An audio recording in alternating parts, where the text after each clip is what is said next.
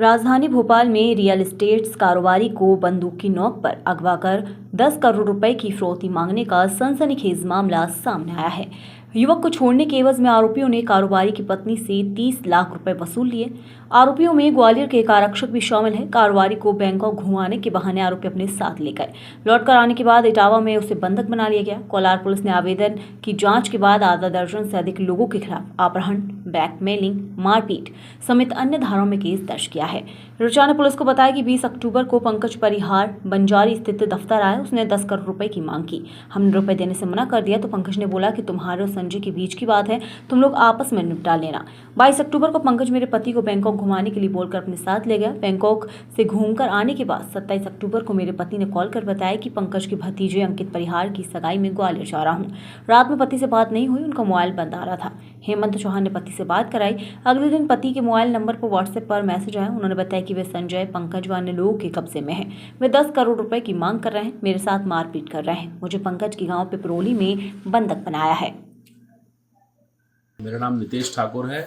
मेरे साथ अभी एक बड़ी घटना करी है कुछ ग्वालियर के लोगों ने।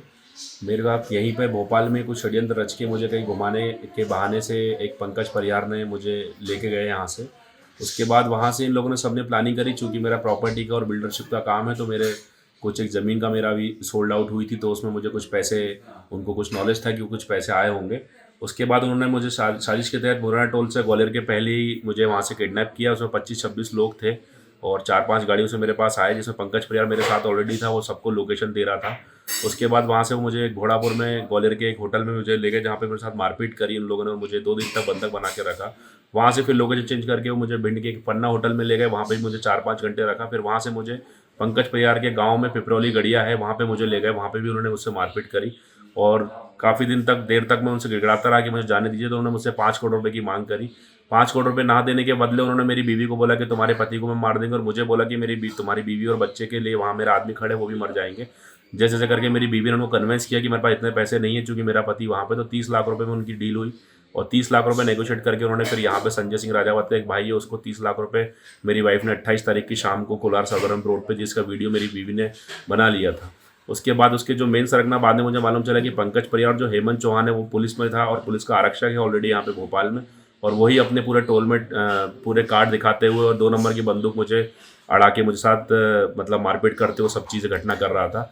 फिर उन्होंने बड़ी मुश्किल से, जब मेरी सब चीज़ें बात हो चुकी, जब सब कुछ नेगोशिएट हुआ, तो फिर उन्होंने बोला कि बाकी के पैसे तो भोपाल जाके दे देना।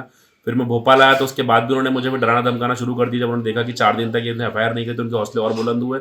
उस हौसले बुलंद में मुझे फिर से अड़ीबाजी करने लग गए, मेरे घर की रेकी करवाने लग गए, मुझे फ़ोन लगाने लग गए। इसलिए मैं डरा, शिष्टाचार से बात करी, मैंने हिम्मत करी। उसके बाद फिर मैंने कोलार थाने में जाकर आवेदन दिया, जिससे मेरी पुलिस ने अच्छी मदद करी और उनके ऊपर एक प्रकरण दर्ज करके मुझे आज न्याय दिला। उसके लिए बहुत बहुत धन्यवाद चाहता हूँ। सर, थाना कोलार क्षेत्र के अंदर एक अपहरण का मामला आया है, क्या पूरा मामला है?